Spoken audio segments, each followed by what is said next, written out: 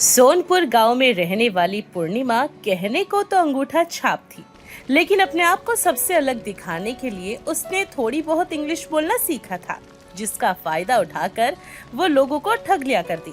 ऐसे ही एक दिन पूर्णिमा की माँ सविता पूर्णिमा से बोलती है। पूर्णिमा, तेरे लिए शहर से एक रिश्ता आया है। वाओ माँ, शहर से रिश्ता आया है, वो भी हमारे लिए। हम शादी करके शहर जाएंगे। हाँ, शहर में जाएगी तो शादी करके। पर माँ, शहर में रहने वाले लोग कहाँ हम जैसे विलेज के लोगों को कैसे लाइक करेंगे? अरे, एक तो तू अपनी ये अंग्रेजी मत बोला कर। क्यों ना बोलूं? यू नॉट लाइक अंग्रेजी। जब तू अंग्रेजी बोलती है ना, तो मुझे तेरी आधी बातें समझ में आती हैं और आधी बातें समझ ही नहीं आती। क्योंकि माँ, यू को इंग्लिश नहीं आती, इसीलिए but I am bowling English very अच्छी। इतना कहकर पूर्णिमा अपनी चोटी घुमाती हुई वहां से चली जाती है। अब शहर वालों से तो नहीं, लेकिन पूर्णिमा की शादी थोड़ी ही दूर पर बसे एक गांव में रहने वाले विनीत नाम के लड़के से हो जाती है। और विनीत जिस गांव में रहता था, वहां पर बड़े से लेकर छोटे तक कोई भी पढ़ा लिखा नहीं था। और पूर्णिमा के आने से पूरे गाँव में तरह तरह की बातें हो रही थी, यानी के अंधों में काना राजा जैसे ही कुछ। ऐसे ही अनीता नाम की एक औरत पूनम की सास सीमा से बातें करते हुए बोलती है। अरे सुना है सीमा बहन, तेरी बहू इंग्लिश बोलती है। हाँ हाँ, बहुत अच्छी अंग्रेजी बोलती मेरी बहू, एकदम बहते पानी जैसी। अरे वाह, फिर तो समझ ले, तेरी आने वाली 10 पीढ़ियां ना अंग्रेजी बोलेंगी, उन्हें फिर कोई दिक्कत नहीं होगी। अरे तभी तो ब्याह कर लाए हैं। अरे जरा बुला तो सही अपनी बहू को, मैं भी सुनूं वो अंग्रेजी कैसे बोलती है। अनीता की बात सुनकर सीमा पूर्णिमा को बुलाती है और पूर्णिमा जल्दी से हाथों में चाय लेकर अनीता के सामने आती है और चाय को टेबल पर रखते हुए बोलती है। नमस्ते आंटी, हाउ डू यू? नमस्ते बेटा, लेकिन नमस्ते से आगे तुमने क्या बोला वो समझ नहीं आया मुझे। आंटी, हाउ डू यू यानी कि कैसी हैं आप? अरे मैं तो ठीक हूँ बेटा। वही तो पूछा था मैंने, बस फर्क ये था कि मैंने अंग्रेजी में पूछा। वो क्या है ना बेटा, मुझे अंग्रेजी नहीं आती है, तू कुछ और बोलना अंग्रेजी में, सुनने में बहुत मजा आता है। I am very beautiful aunty, you are very nice. वाह बहू, क्या अंग्रेजी बोलती है सीमा तेरी बहू, मजा ही आ गया सुनकर। समझ कुछ नहीं आया पर मजा बहुत आया। ऐसे ही पूर्णिमा तारीफ करके अनीता की वहाँ से चली जाती है और पूर्णिमा अब गांव वालों की नजरों में एक चमकता सितारा बन जाती है, क्योंकि पूर्णिमा को जो मुट्ठी भर थोड़ी बहुत टेढ़ी मेढ़ी इंग्लिश आती थी, उसके चलते गांव में उसका एक बड़ा ही अलग स्वैग बन जाता है, या फिर ये कहे कि अब तो वो पूरा रुतबा ही बना चुकी थी। ऐसे एक दिन पूर्णिमा अपने पति के साथ गांव के बाजार में सब्जी लेने के लिए जाती है, जहां हर कोई सब्जी वाला बहुत ही ज्यादा दाम बता रहा था। तभी विनीत कहता है, अरे भैया, ये आलू कैसे दिए? तेरी औकात से बाहर दिए, चल भाग यहाँ से। भैया मैं आलू खरीदने आया हूँ, मेरे पास पैसे हैं, तो आप मुझे आलू बता दीजिए कितने के हैं, मुझे लेना है। ले पाएगा? हाँ। 100 रुपए का है। हाँ तो 100 के 5 किलो कोई भी दे दे, इसके लिए इतना ड्रामा। 100 का 5 किलो नहीं है। तो 1 किलो है। नहीं तो 1 पाव है। 100 का 1 पाव? पागल वागल हो क्या? 100 का 1 पाव आलू कौन बेचता है? प्याज होता टमाटर होता तो समझ भी आता, लेकिन आलू इतने महंगे कैसे हो गए? नहीं लगते तुझे महंगे? नहीं। पक्का नहीं लगते? नहीं लगते, तभी तो बोल रहा हूँ। तो जाके खुद उगा ले, मैं नहीं दे रहा तुझे, चल भाग यहाँ से। बदतमीजी मत करो, शांति से बात करो। हाँ, शांति तेरी माँ है क्या? बुला बुला, उससे भी बात करता हूँ। वैसे कैसी दिखती है? कितने घटिया और बदतमीज हो, कितने नीच आदमी हो आप। तू नीच, तेरा बाप नीच, तेरी माँ नीच, तेरा पूरा खानदान नीच, चल भाग यहाँ से। दोबारा आ गया ना तो आलू तो दूंगा नहीं, भालू बना दूंगा तुझे मार मार के, भाग यहाँ से। निकम्मा कहीं का चाटने आ गया। ये सब्जी वालों को पता नहीं क्या हो गया है, ये सब्जी बेच रहे हैं या सोना चांदी बेच रहे हैं, कुछ समझ ही नहीं आता। अरे दाम लगाने के लिए बोलो तो कहता है जाओ कहीं और जाके लगवाओ। भाई यार, ये कोई बात होती है? तमीज नाम की तो चीज ही नहीं है। यू चिंता मत करी, अब देखो पूर्णिमा का मैजिक। भैया, हाउ दिस सब्जी गिविंग? अरे भाभी जी, ये क्या कह रही है? कुछ समझ नहीं आ रहा मुझे। ओहो, अंग्रेजी समझ नहीं आती है? हाउ दिस सब्जी गिविंग यानी सब्जी कैसे दिए। अरे भाभी जी, आप तो अंग्रेजी बोलती है। अरे रे रे, आपको तो 50 वाली सब्जी 20 में देंगे। और जो 100 का आलू हम बेच रहे हैं अब वो भी आपको सस्ते में दे देंगे। ओ सब्जी वाले, जब मैंने तुझे कहा था देने के लिए तब तो तू ऐठ रहा था और अब इसके टाइम पे दे रहा है। अरे आप शांत रहो, पढ़े लिखे लोगों से बात करने की तमीज होती है जो मेरे अंदर है, आपके अंदर नहीं। ओ पत्नी है ये मेरी। तो क्या करूं?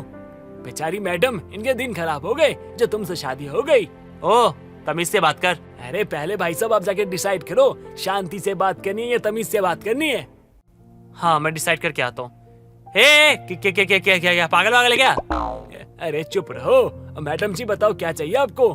Thank you. तो पटेटो 1 किलो, टमाटर 1 किलो और औरत की फिंगर आधा किलो। इनफ। अरे भैया जी देखिए क्या कमाल की पत्नी मिली है आपको, अंग्रेजी बोलती है। और बचपन से मेरा शौक था ऐसे अंग्रेजी बोलने वाले लोगों को सुनूं, अरे बड़ा सुकून मिलता है। लेकिन भगवान ने गांव की देहातन बीवी दे दी जो दिन रात मुझे गाली देती है, वो भी पता नहीं कौन कौन से भाषा में देती है। लेकिन आपको अंग्रेजी बोलने वाली बीवी मिली है, गाली भी देगी ना तो अच्छा ही लगेगा क्योंकि इंग्लिश है इंग्लिश। Thank you. सब्जी टोटल कितने की होएंगी? अरे मैडम जी वैसे पूरा मिलाकर 100 रुपए हुआ है, लेकिन आपकी अंग्रेजी सुनकर दिल खुश हो गया। हम तो आपको आधे दाम में दे रहे हैं, 50 रुपए दे दो और सब ले जाओ। हैं? सारी सब्जियां 50 में? मैं पागल वागल है क्या भाई? तू धंधा करने बैठा है या फिर नुकसान करने? अरे चुप करो, बिजनेस मेरा है, नुकसान हो चाहे फायदा हो मैं देख लूंगा। तुम जाओ। अब मैडम जी आप फिर आइएगा और तुम मत आना दोबारा। मैं आऊंगा, मेरी पत्नी है, मैं अपनी पत्नी के साथ आऊंगा।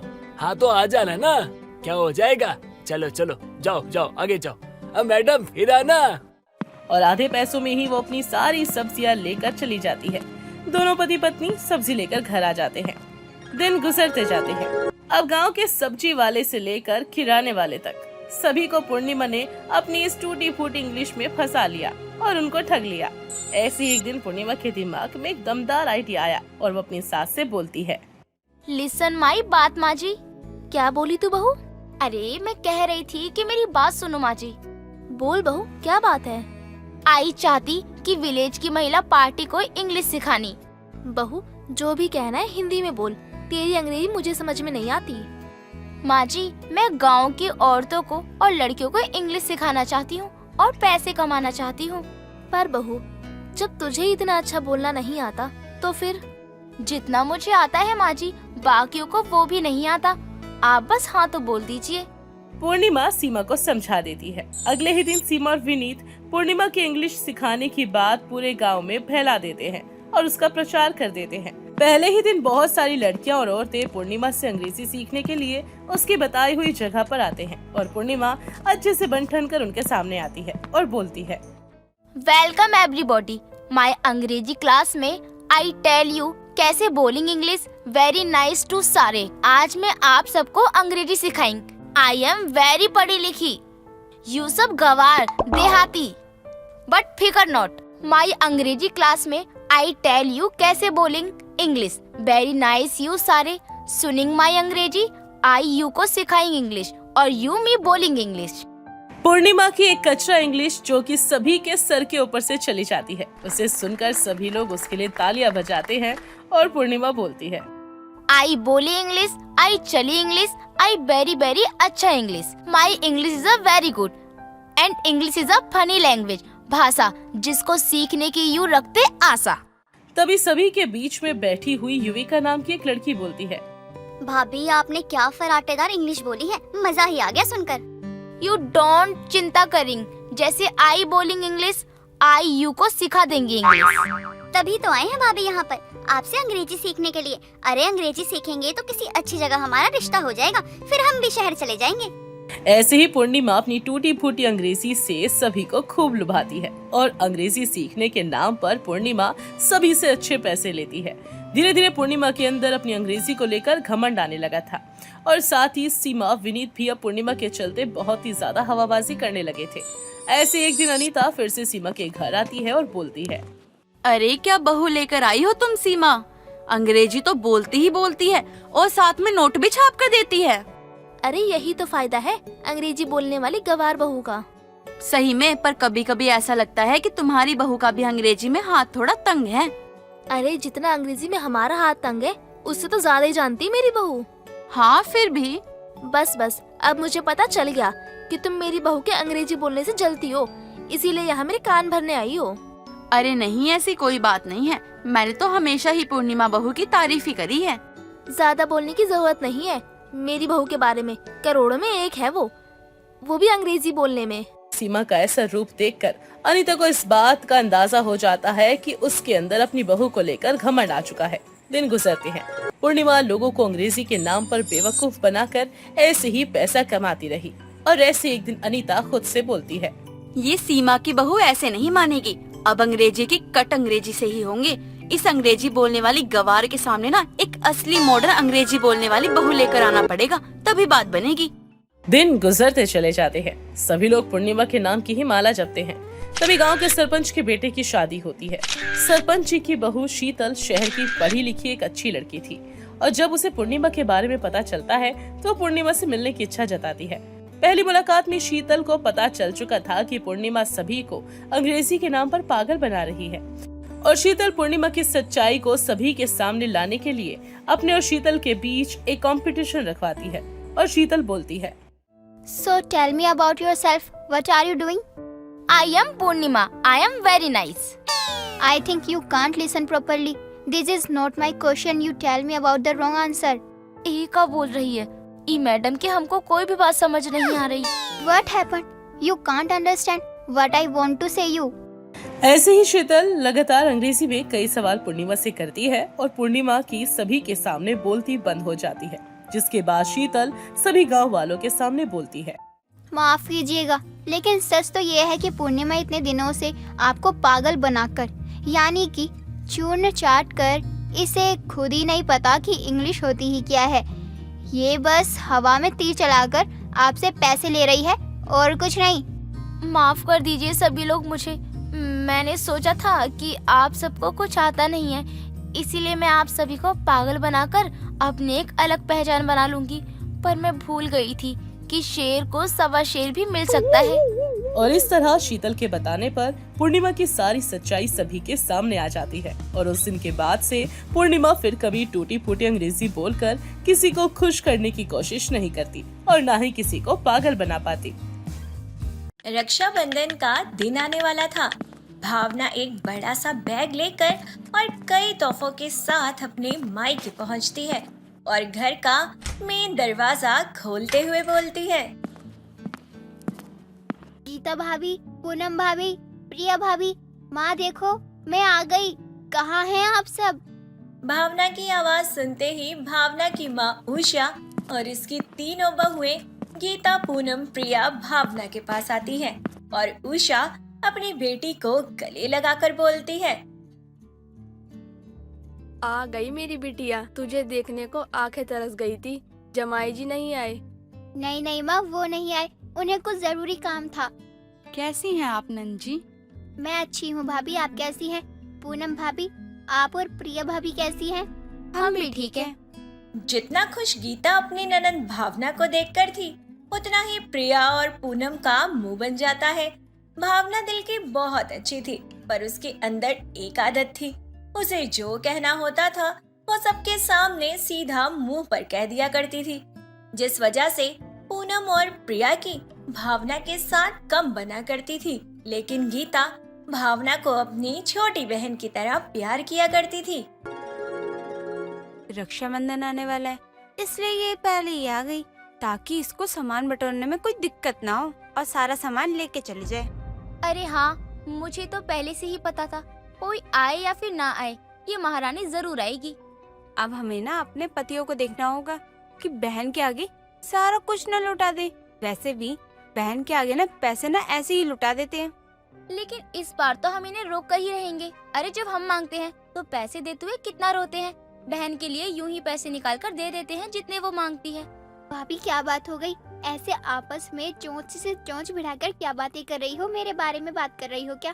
तो मेरे मुंह पर कह दो, कम से कम मुझे पता तो चले मेरी तारीफ हो रही है या चुगली। अरे नहीं, हम तो ऐसे ही कुछ भी बातें कर रहे थे। हाँ, हम भला ननद की चुगलियाँ क्यों करेंगे? वो तो राम ही जाने आप दोनों क्या कह रही थी और क्या नहीं। तभी वहाँ पर गीता चाय नाश्ता लेकर आती है और सभी लोग आराम से गपशप करते हुए चाय नाश्ते के मजे लेते हैं। इसके बाद उषा भावना को अपने साथ कमरे में ले जाती है और गीता घर के बाकी कामों में लग जाती है। तो वहीं प्रिया और पूनम एक दूसरे से बात करते हुए बोलती हैं। देखो देखो, माँ बेटी अब कमरे में चली गई है। अब हमारी जी भर की बुराइयां करेंगी। अरे और क्या ही काम है इन दोनों को, एक बैठकर हुक्म चलाएगी, दूसरी उसके कान भरेगी। ना ही माँ कम है, ना ही उसकी बेटी। चलो चलो हम भी काम में लग जाते हैं, वरना फिर से हमें बातें करते देख लिया ना तो बोलने लग जाएगी। मक्खियों की तरह भिनभिनाते हुए प्रिया और पूनम अपने कामों में लग जाती हैं। दिन गुजरते चले जाते हैं। गीता अपनी ननद को खाने पीने की कई तरीके की चीजें बना कर देती है और उसके साथ खूब सारा वक्त बिताती और बातें करती। वहीं पूनम और प्रिया दोनों जुओं की तरह एक दूसरे से सिर जोड़कर अपनी ननद की चुगली और बुराइयां करती रहती। उन दोनों की यही आदत भावना को बिल्कुल पसंद नहीं थी। ऐसे ही एक दिन जब सभी लोग बैठे होते हैं तभी भावना बोलती है। गीता भाभी, लगता है प्रिया भाभी और पूनम भाभी मेरे आने से कभी खुश नहीं होती हैं। जरा देखो तो उनके माथे पर कैसे दुखी की तरेड़े आ रही हैं। ऐसा नहीं है भावना, ये दोनों भी तो तुम्हारे आने से बहुत खुश हैं। आपको सच में लगता है भाभी? मुंह देखो जरा इन दोनों का। क्या हो गया हमारे मुंह को? बिल्कुल तो सही है। अरे कितना खुश तो है हम आपके आने से। और नहीं तो क्या, प्रिया ढोल बजाएगी और मैं जब नाच के दिखाऊंगी तब आपको यकीन होगा क्या? वैसे आइडिया बुरा भी नहीं है। आप चाहें तो इस तरीके से भी मेरा मनोरंजन कर सकती हैं। आखिर इकलौती ननद हूँ मैं आपकी। बस बहुत हो गया, तुम हमारी ही कमियां निकालती जा रही हो। कभी तुमने गीता दीदी की गलती निकाली है या कभी तुमने उनको कुछ कहा है? वो क्या है ना भाभी, सफाई वहीं की जाती है जहाँ पर गंदगी होती है। जो चीज पहले से साफ हो उसे क्या ही चमकाना। अरे तुम्हारे कहने का क्या मतलब है कि हम दोनों गंदगी हैं और गीता साफ सफाई वाली है? सही पकड़े हैं, बिल्कुल यही बोला है मैंने, शब्द बदल दिए हैं। भावना की बात सुनकर गीता जोर जोर से हंसने लगती है और ये देखकर प्रिया और पूनम के तन बदन में आग लग जाती है और दोनों गुस्से में वहाँ से जाने लगती हैं। तभी भावना बोलती है। अरे भाभी कहाँ चली गई? मनोरंजन तो करती जाओ, ढोल मंगवाओ। अरे नहीं करना कुछ भी, अपनी गीता भाभी से ही करवा लो जो करवाना है। अरे भाभी रुको तो, मेरी बात तो सुनती जाओ। हमें कुछ भी नहीं सुनना, हम जा रहे हैं अब। इतना बोलकर दोनों वहाँ से चली जाती हैं। दिन गुजरते चले जाते हैं। रक्षाबंधन का दिन भी नजदीक आने वाला था। ऐसे ही एक दिन उषा अपनी बेटी को बहुत सारी साड़ियाँ, श्रृंगार और गहने देते हुए बोलती है। बेटा ये सब तू है ना अपने साथ ले जा, और जो तेरे भाई भाभी ने दिया है ना वो अलग है, और ये मेरी तरफ से है, इसलिए ये अपनी माँ का तोहफा मान और रख ले। माँ ये कुछ ज्यादा ही नहीं हो गया? अरे ज्यादा नहीं, बहुत ज्यादा हो गया है। जब मैं और प्रिया ना मायके जाएंगे ना अपने अपने, तब माँ जी ने 1000 रुपए से ज्यादा नहीं निकालेंगी और उसमें भी रोएंगी। और नहीं तो क्या, बेटी को तो महारानी समझा हुआ है, बहू को तो नौकरानी समझा हुआ है इन्होंने। भाभी आप कैसी बातें कर रही हैं? माँ हमेशा सबको बराबर का हिस्सा देती है। माँ कभी किसी के साथ भेदभाव नहीं करती है। अरे तुम कौन सा ख्याल भी जी रही हो, या कौन सी दुनिया में? सासू माँ जितना भेदभाव करती है ना उतना तो कोई भी नहीं करता। सारी बातें चल ही रही होती है कि तभी वहाँ पर गीता आ जाती है। तभी गीता माहौल को शांत करवाते हुए बोलती है।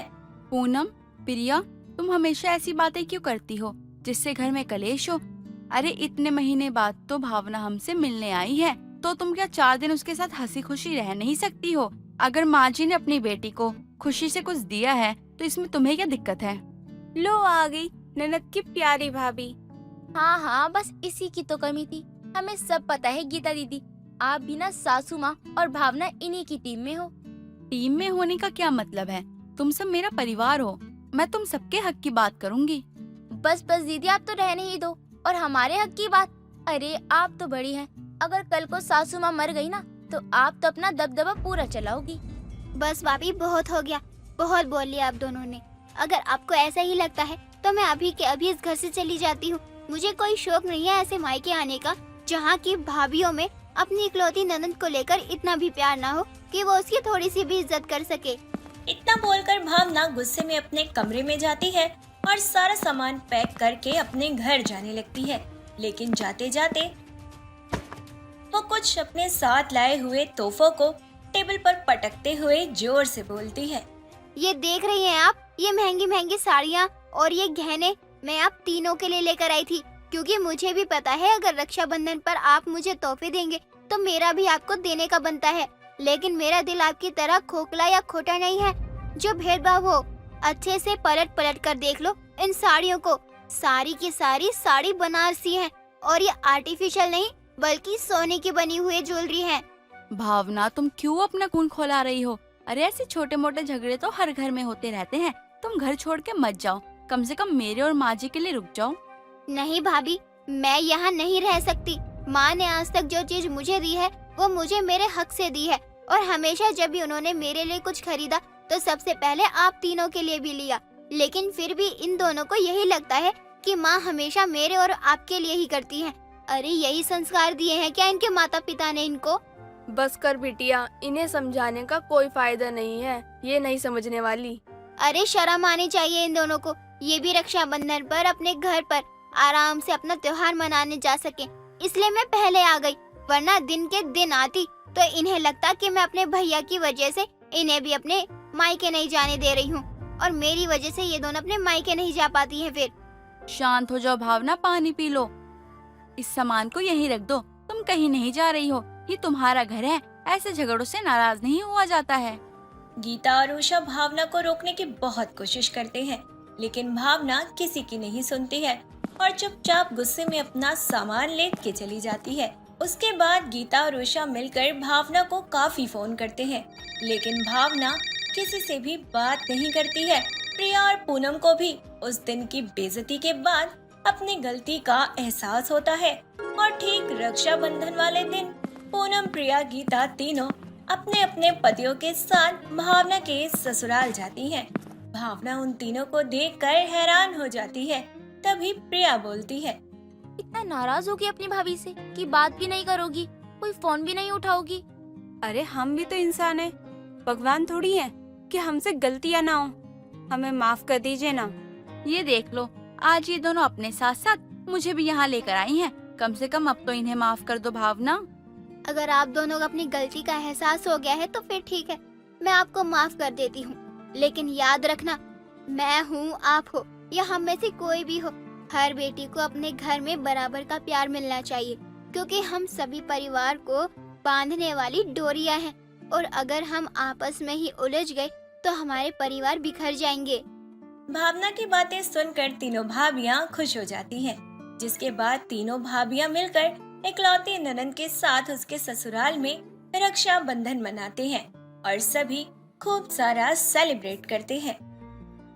स्वाति घर में अकेले होती है तो उसने अपने बॉयफ्रेंड अंकुर को बुलाया होता है, और वो दोनों एक दूसरे से प्यार भरी बातें कर रहे होते हैं। अंकुर, तुम कब मुझे अपनी दुल्हनिया बनाओगे? तुम्हें पता भी है पापा मेरी शादी के लिए एक से एक रिश्ते देख रहे हैं, और एक तुम हो जो हर वक्त अपनी मंडली में घुसे रहते हो। स्वाति, या तुम तो कम से कम मंडली मत कहो, वो मंडली नहीं है, वो थिएटर आर्टिस्ट है। और देखना तुम एक दिन, हम सब लोग जितने भी थिएटर आर्टिस्ट है एक दिन बहुत बड़े एक्टर बनेंगे। दोनों में नोक-झोंक, हंसी मजाक चल रहा होता है।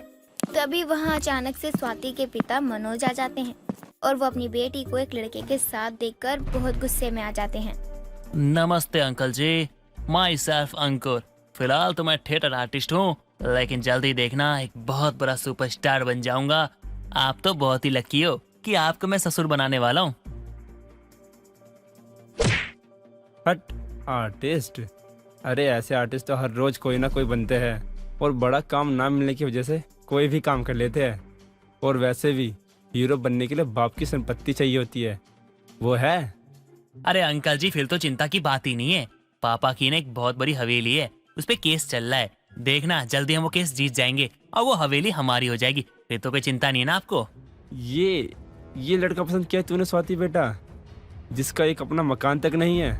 अरे केस का क्या है, वो तो मरने के बाद भी चलते रहेंगे और चलते ही रह जाएंगे। नहीं, मैं नहीं करवा सकता अपनी बेटी की शादी ऐसे निठल्ले लड़के से जो किसी काम का ही ना हो। अंकल जी, आप मेरी इंसल्ट कर रहे हो। आज नहीं तो कल मेरे हाथों में लाखों करोड़ों रुपए आने वाले हैं, क्योंकि मैं सुपरस्टार बनने वाला हूँ। और फिर देखना अंकल जी, मैं लाखों करोड़ों कमाने के बाद भी आपकी बेटी से ही प्यार करूंगा, क्योंकि मैं उससे शिद्दत वाली मोहब्बत करता हूँ अंकल जी। अरे चुप कर ड्रामा कंपनी, तेरे जैसा शिद्दत वाला प्यार बहुत देखा है। और स्वाति बेटा, तू इतनी पढ़ी लिखी है, फिर भी तूने ऐसे निठल्ले लड़के से प्यार किया? तेरी अकल क्या घास चढ़ने चली गई थी? अरे कल को तुम दोनों की शादी हो गई ना, तो ये सिर्फ तेरी कमाई खाएगा। और एक बाप होने के नाते अपनी बेटी की शादी में ऐसे लड़के से नहीं करवा सकता। अंकल जी, मैं स्वाति के लिए चांद तारे तोड़ के ला सकता हूँ, कुछ भी कर सकता हूँ। बोलोगे तो सूरज को उठा के पटक दूं। बस बोलिए कि क्या करना है स्वाति के लिए, कुछ भी कर दूंगा। बताओ क्या करना है। 10 लाख। 10 लाख? 10 लाख क्या, 20 लाख लोगों को देखो अंकल जी, लेकिन मेरे जैसा कोई आपको नहीं मिलने वाला। अरे मेरे सस्ते हीरो, अगर तुझे स्वाति से शादी करनी है तो बस 1 महीने में 10 लाख रुपए लिया अपनी मेहनत से। फिर स्वाति क्या, स्वाति का बाप भी तेरा। 10 लाख? अरे अंकल जी, क्या कह रहे हो आप? अरे 10 लाख? अरे मुझसे बोला तक नहीं जा रहा कि 10 लाख, और आप मांग रहे हो, वो भी 1 महीने में। अरे कैसे लाऊंगा मैं 10 लाख? अरे मेरे खानदान में नहीं है किसी के पास। अरे uncle ji, this is not fair. अभी तो तूने बोला था ना कि स्वाति के लिए कुछ भी, तो बस 1 महीने बाद मेरे घर 10 लाख रुपए के साथ तिलक करवा जाना, वरना स्वाति की किसी दूसरी लड़की के साथ शादी की मिठाई खा लेना। मनोज इतना बोलकर अंकुर को घर से बाहर निकाल देता है और अंकुर भी अब परेशान हो जाता है और अपने दोस्त पिंटू के घर जाता है और आराम से सो जाता है। शाम को जब पिंटू काम से आता है तो वो अंकुर को उठाने लग जाता है। भाई तेरे पास घर नहीं है क्या? जब भी मैं अपने घर आता हूँ तू बस मुझे यही मिलता है। कभी कभी तो मुझे लगता है कि ये मेरे घर से ज्यादा तेरा घर है। यार वो स्वाति के बाप ने दिमाग खराब कर दिया है। कहता है 1 महीने में 10 लाख रुपए लेके आओ। कहाँ से लाऊंगा मैं? वरना वो उसकी शादी कहीं और कर देंगे। लगता है भगवान ने मेरी सुन ली। भाई सुन, इस शहर के वो सबसे अमीर आदमी है ना, धनराज, उनका बेटा है और वो शादी करने से मना कर रहा है। उन्होंने शर्त रखी है कि जो कोई भी उनके बेटे को शादी के लिए मना सके और उसकी शादी करा सके, उससे 50 लाख रुपए मिलेंगे। हाँ तो उस धनराज के लड़के की शादी मैं अपनी स्वाति से करवा दूं पैसों के लिए? नहीं, मुझसे नहीं होगा ये सब। अरे नहीं भाई, तू तो थिएटर की जान है ना सोनिया, अगर तू ही। पिंटू का आइडिया सुनने के बाद अंकुर काफी मना करता है, लेकिन आखिर में मान ही जाता है और धनराज के घर पिंटू और सोनिया जाते हैं। सोनिया अंकुर है जो लड़की बनकर आया हुआ था। सोनिया को देखते ही धनराज के बेटे आनंद की आंखें खुली रह जाती हैं और सोनिया आनंद के पास जाती है। अच्छा, तो वो आप ही हैं जिसने मेरी नींदें उड़ाई है। जब से मुझे पिंटू भैया ने आपकी तस्वीर दिखाई है, हाय, मुझसे तो बोला भी नहीं जा रहा। जी आप कौन मोहतरमा? जी ये मेरी छोटी बहन है और धनराज जी से तो मैं कल ही मिल लिया था। उन्होंने बोला था कि उन्हें अपने बेटे के लिए बहू चाहिए। जब से मैंने अपनी बहन को आनंद की तस्वीर दिखाई है, तब से तो मेरी बहन बोल रही है कि उसके 16 सोमवार के व्रत सफल हो गए। इसका मतलब तुम मेरे बेटे को मना सकती हो? आप कहे थे छोटे आनंद, और सोनिया को दे दूं आपकी गोद में। सोनिया अब आनंद के पास बार बार जाती और इतराने लगती, आनंद को लुभाने की कोशिश करती। एक बार सोनिया के पैर में मोच आ जाती है तो वो आनंद से कहती है, आनंद जी, मेरे पैर में मोच आ गई है, जरा मुझे कमरे तक छोड़ दीजिए। सोनिया की लगातार कोशिशें आखिरकार आनंद को पिघला ही देती हैं और आनंद सोनिया से शादी के लिए मान भी जाता है। कुछ दिनों बाद उन दोनों की शादी भी हो जाती है। सुहागरात के समय आनंद सोनिया को अपनी तरफ खींचता है और उसके बालों को पकड़ने लगता है, लेकिन तभी उसके नकली बाल गिरकर आनंद के हाथ में आ जाते हैं। ये क्या है? हाँ भाई, ये सच है कि मैं सोनिया नहीं हूँ, मेरा नाम अंकुर है। देख भाई, मैं ऐसा करना नहीं चाहता था। और वो क्या है ना, मैं एक लड़की से प्यार करता था, लेकिन लड़की के बाप ने कहा 1 महीने में 10 लाख रुपए लेके आओ और लड़की को लेके जाओ, वरना लड़की की शादी कहीं और कर देंगे। तो मुझे ना कोई रास्ता दिखा नहीं, तो मुझे यही रास्ता दिखा, तो मैं इस रास्ते पे चल गया। चल तो गया, लेकिन आज जाके फंस गया। भाई तूने बचा लिया मुझे। मैं भी तुझसे शादी नहीं करना चाहता था। मैं तो एक रॉबिन नाम के लड़के से प्यार करता हूँ, लेकिन मेरे पिताजी नहीं मान रहे थे और बस यही सोच रहा था मैं कि ऐसा कुछ हो जाए। अब तो तुझे सब पता चल ही चुका है भाई। अब जल्दी से ना अपने बाप को बोलकर मुझे पैसे दिलवा दे, ताकि मैं अपनी स्वाति से शादी कर सकूं। और हाँ, जल्दी से ये भी सोच कि मैं यहाँ से कैसे निकलूं। मैंने वो सब सोच लिया है कि कैसे करना है और क्या करना है, और तुझे यहाँ से निकाल कर मैं रॉबिन से शादी भी कर सकता हूँ, वो भी अपने पिताजी की इजाजत के साथ। कुछ दिनों बाद सुबह वो दोनों धनराज के पास जाते हैं और उसके पैर छूते हैं तो आनंद बोलता है, पापा आप दादा बनने वाले हैं। तूने इतनी बड़ी खुशखबरी देकर इन बूढ़ी हड्डियों में वापस से जान डाल दी है।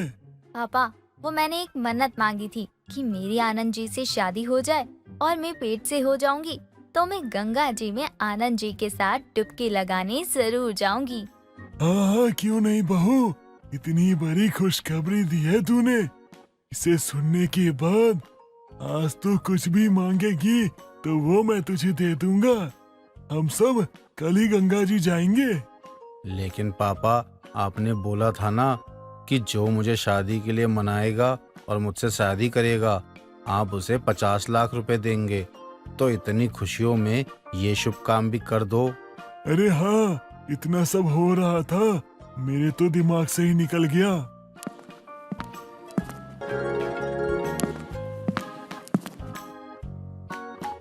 ये ले बहू, घर की लक्ष्मी के हाथ में लक्ष्मी सौंप रहा हूँ।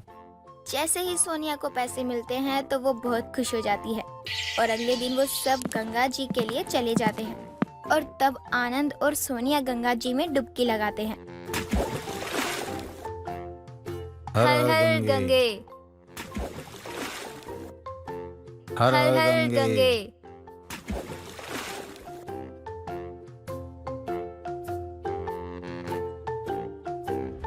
पापा पापा सोनिया गंगा जी में शायद डूब गई।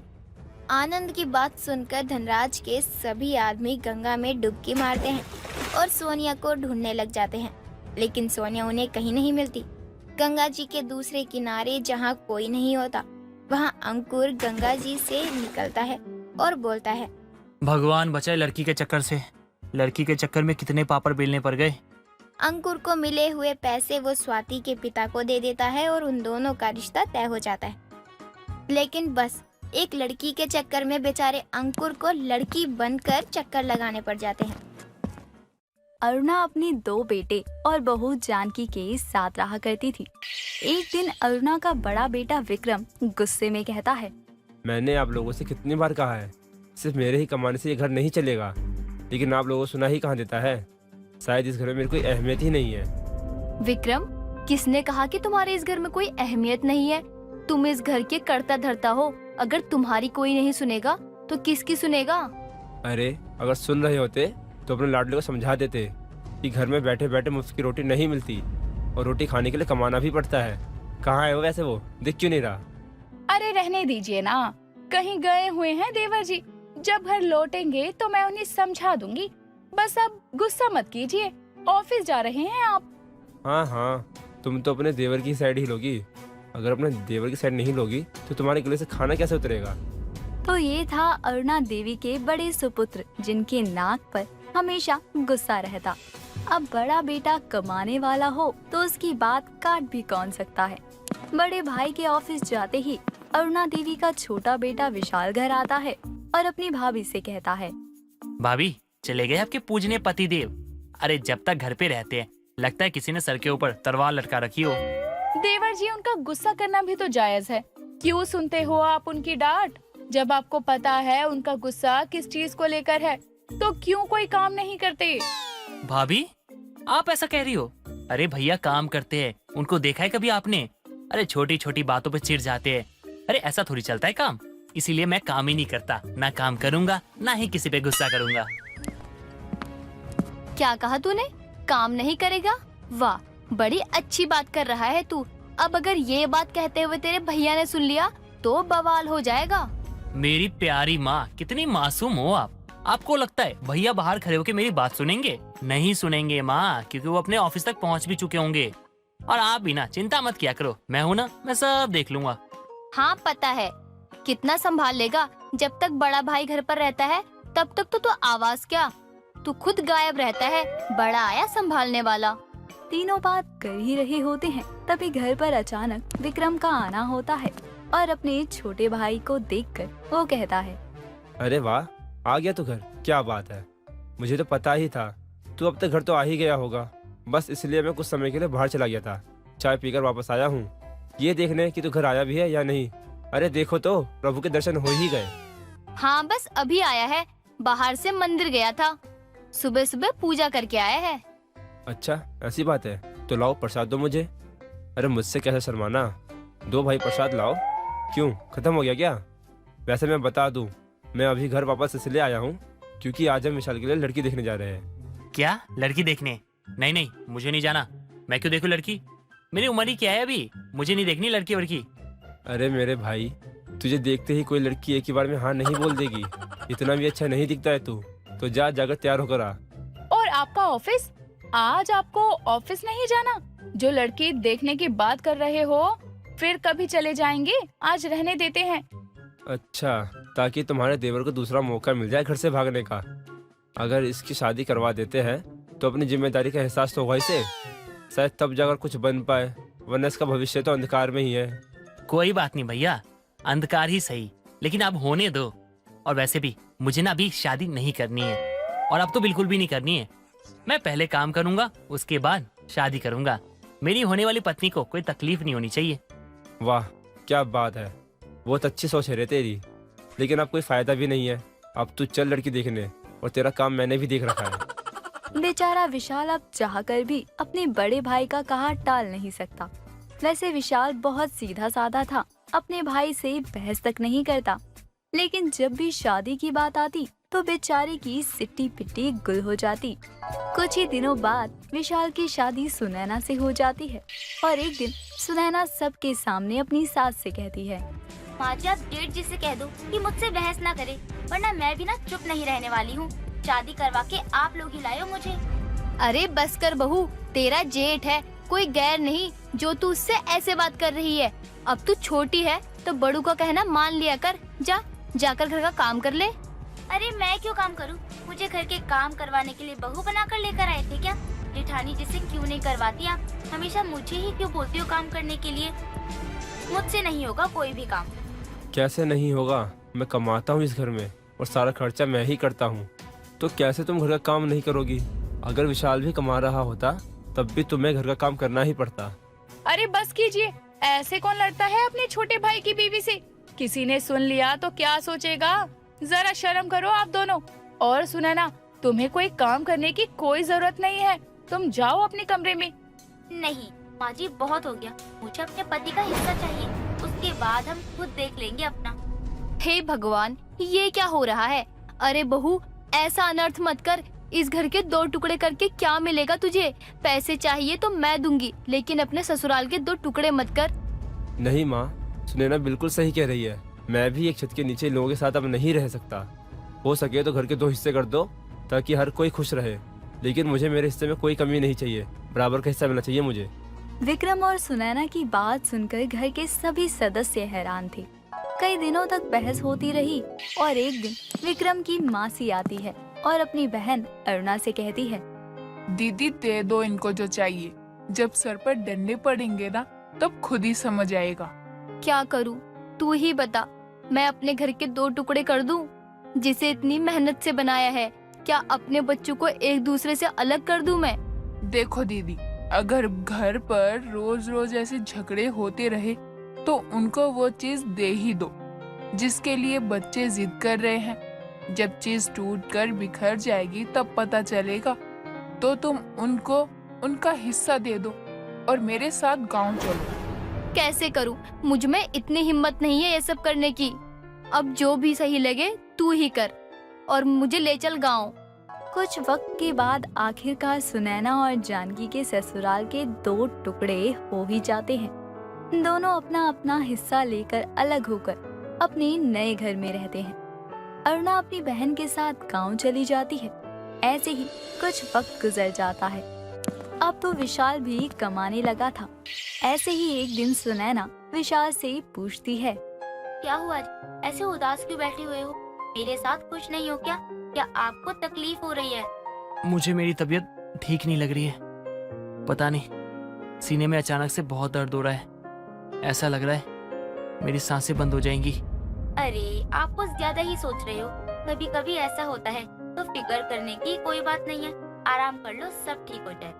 अगर भाभी होती तो शायद मेरे दर्द को देख के रो पड़ती। काश हम पहले जैसे रह पाते। क्या हुआ, क्या सोच रहे हो अब आप? आराम करो ना। अगर फिर सीने में दर्द हुआ तो मुझे कुछ मत कहना, अपना दर्द सह लेना। बेचारा विशाल अपनी भाभी के बारे में सोचता है और आराम करने लगता है। अब विक्रम की नौकरी भी छूट चुकी थी, इसलिए वो भी घर पर बैठा अपनी बीवी से बातें करता है। तभी जानकी कहती है, अगर अभी हम सब एक साथ होते तो शायद ये दिन हमें कभी देखना ना पड़ता। अपनी भगवान जैसी माँ को रुलाया था आपने, ये तो होना ही था। तो मैं क्या करता, अपने छोटे भाई की तरह ही चुप रहता। मुझसे तुम्हारा अपमान सहा नहीं जा रहा था, इसलिए सोचा अलग रह के ही खुश रहेंगे। अच्छा, मतलब अब आप खुश हो अपने भाई और माँ के बिना? देखिए अभी भी वक्त है, हम उन्हें ढूंढते हैं और साथ रहते हैं जैसे पहले रहते थे। ठीक है, मैं भी माँ को गांव से ले आऊंगा और हम सभी साथ रहेंगे। तुम विशाल और सुनैना को यहाँ ढूंढ कर ले आओ। दोनों अपनी अपनी सफर पर निकल पड़ते हैं। बहुत ढूंढने के बाद एक दिन जानकी को विशाल कहीं बाहर मिलता है, वो भी बीमारी की हालत में, और वो उससे कहती है, विशाल तुम्हारी ऐसी हालत कैसे हो गई? और सुनैना कहाँ है? क्या वो तुम्हारी सेहत का ख्याल नहीं रखती? भाभी, आप यहाँ इस जगह, वो भी अकेले, इस अनजाने जगह पर क्या कर रही हो आप? अनजान तो कुछ भी नहीं है, वही शहर है, बस जगह अलग है। और मैं तुम दोनों को लेने आई हूँ अपने साथ। देखो तो तुमने खुद की कैसी हालत कर रखी है। देवर भाभी के बीच बहुत बातें होती हैं। जानकी दोनों को अपने साथ ले जाती है। गांव से विक्रम भी अपनी माँ के साथ लौटता है। सभी साथ रहते हैं, लेकिन कुछ समय में दोनों भाई मेहनत करते हैं और अपना पुराना घर वापस ले लेते हैं।